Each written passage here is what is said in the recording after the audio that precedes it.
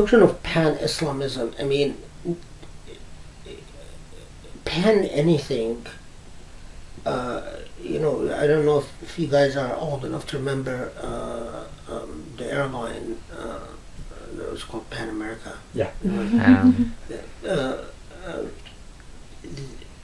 You know, very much like the when you know, in earlier times you read, you would read references to the kingdom of God or the Christendom and the existence of Christendom without geographical boundaries, and so on. Pan-Islamism can mean a variety of things. I mean, it can mean a sense of affinity and unity among all Muslims, followers of the faith, in the same way that we can talk about, you know, the British Commonwealth or the English Commonwealth. I mean, there is more than just a spiritual affinity. There is actually shared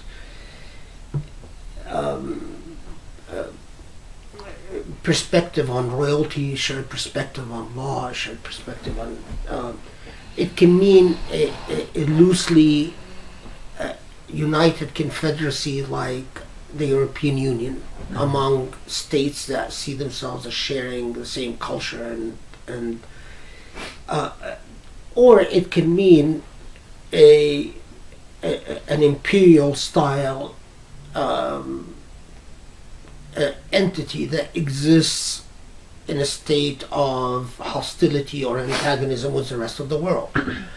Throw back to imperial, the period of empires and wars of empires and the existence of empire versus empire, and basically it was, you know, a free for all.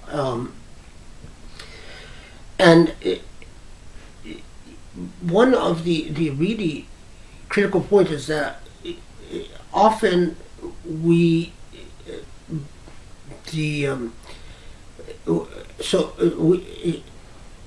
don't differentiate between one form of pan whatever and a pan versus a different type of pan whatever. Mm-hmm. So, for instance, Iran, which tends to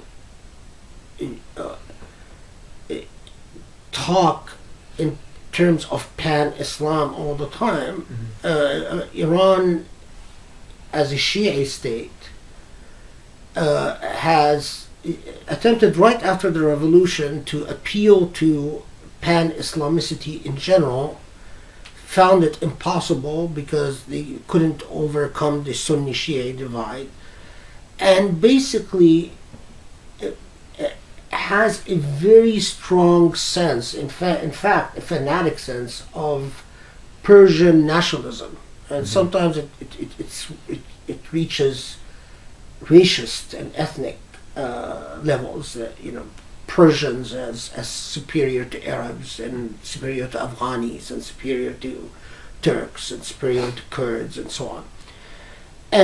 But that nationalism is expressed is infused with all type of Islamic symbolism, so that an Arab Muslim can immediately tell you, oh, the Persians, where they talk about Islamic Iran, what they're really talking about is that we Persians are better than you freaking Arab Muslims. While an outsider might, you know, just hear Islam, it's one big blob of Islam. Same thing with a lot of Afghanis. Some of the most hostile sensitivities among Kurds and Afghanis are towards Persians, because their experience, even as refugees, in Iran, or as people who dealt with Iran as a state, was that they were treated with absolute racism. Now, at the same time, Muslim nations, after the abolition of the Caliphate, the Ottoman Caliphate, have tried to put into motion a form of even an alliance, not even anything as good as the European Union or as the Organization of American States, South American states, and or the Organization even of African states. They created something called the Muslim World League, which has not been a success and has been really a resounding failure, in the sense that no unified policies, not even commercial facilitation. So the Muslim World League, meets every once in a while, agrees on nothing, and disperses.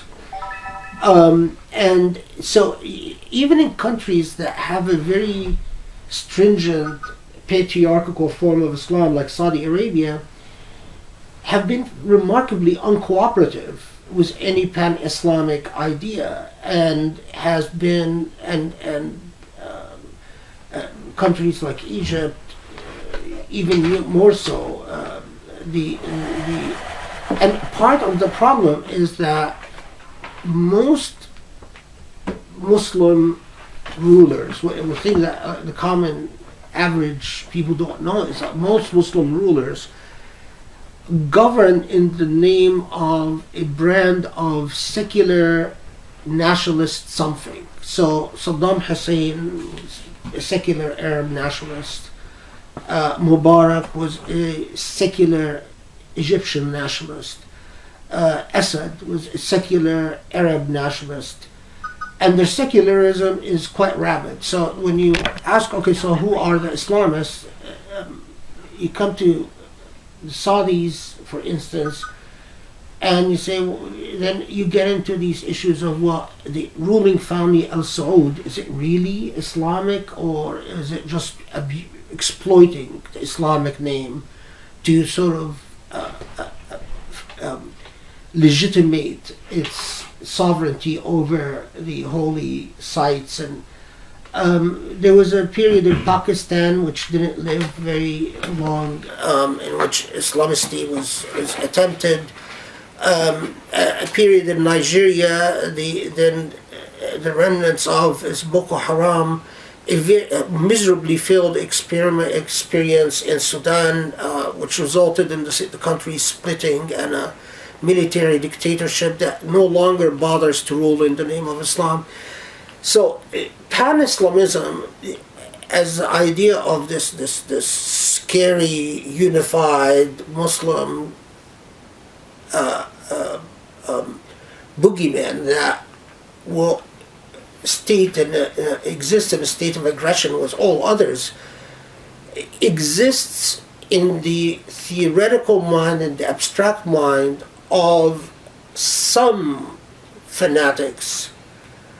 Now, interestingly, one of the big disagreements between Al-Qaeda and ISIS, for instance, was exactly this pan-Islamist caliphate state. Al-Qaeda saw its objectives simply as the ejection of Western forces from the Middle East, and then sometimes they would say the Muslim world, but the core leadership of Al-Qaeda wanted the ejection of Western forces, American, British, French, and that's really what they mean by Western most of the time,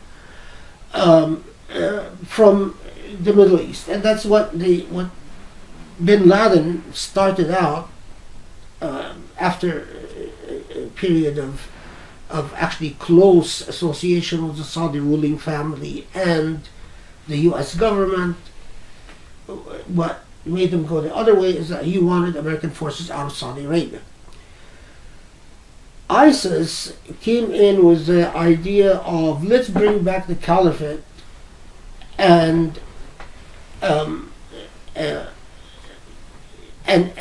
this time, instead of having a Kurdish caliphate, or we will have a real Arab caliphate.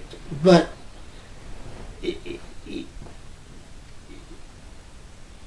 how many people would be willing to have a psychotic character like al-Baghdadi, who was known as a hoodlum in his youth, really, him and his uncle used to, used to go around beating and robbing, would give their allegiance to someone like that.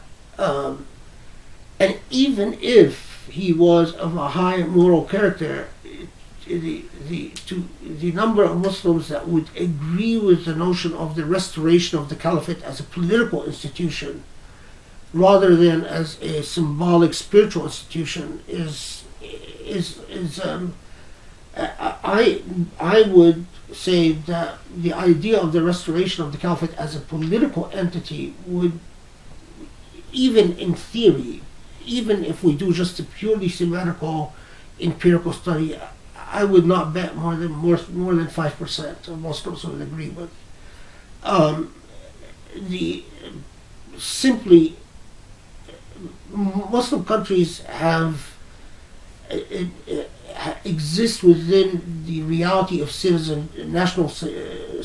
nation state, and the idea of dissolving boundaries between them. So, for instance, for a country like Saudi Arabia or Kuwait or the Emirates or or Iraq to dissolve boundaries and allow all Muslims to freely come in and partake and share their wealth, so the poorest Muslim can now look for jobs in the areas that have oil and have money. It's something that so it depends on who you're talking to and when and where and so on.